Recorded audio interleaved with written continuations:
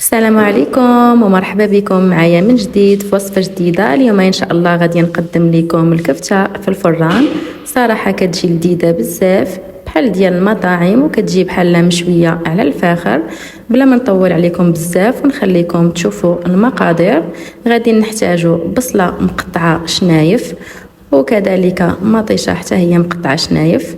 والكفته راني بصراحه ما شاركتش معكم التوابل اللي فيها، ولكن غادي نقولها لكم لانني ما كنتش ناويه باغا نصور حتى الدقيقه 90 كيف ما كيقولوا. قلت علاش لا ما نشاركهاش معكم. بالنسبه للتوابل استعملت الملحه والبزار والخرقوم وشويه تحميره وكذلك القزبر يابس مطحون وبصله محكوكه وشويه القزبر والمعدنوس. انا ما عطيتكمش التوابل مضبوطه لان كتبقى توابل على حساب الكميه ديال الكفته اللي غادي تستعملوا. غادي نتاخذوا لاطه او مول اللي كيدار في الفران وغادي تحطوا هذيك البصله شنايف هي الاولى، ومن بعد كتضيفوا المطيشه، كتضيفوا عليها شويه الملح فقط، وممكن اللي بغى يزيد الكمون وشويه زيت البلديه من الاحسن لان زيت البلديه الصراحه لا يعلى عليها في المذاق.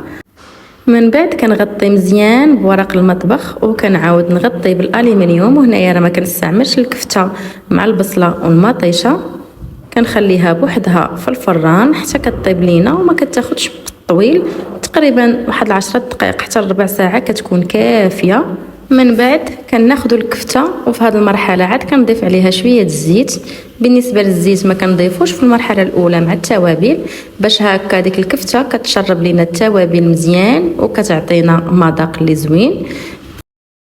كناخذوا لاطه او مول وكنوضع فيه القليل من الزيت، كندهن هذيك اللاطه مزيان باش ما تلتصقش لينا الكفته ديالنا.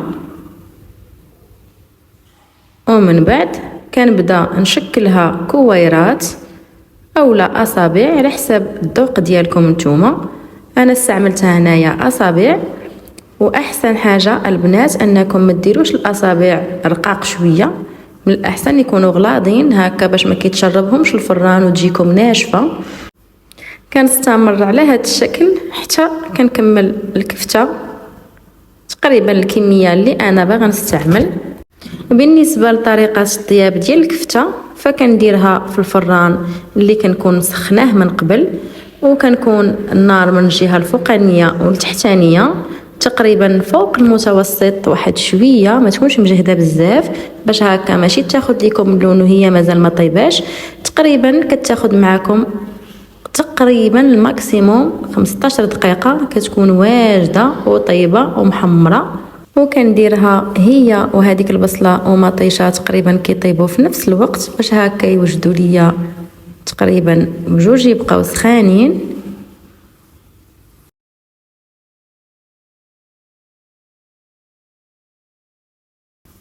وهذا هو الشكل النهائي ديالها.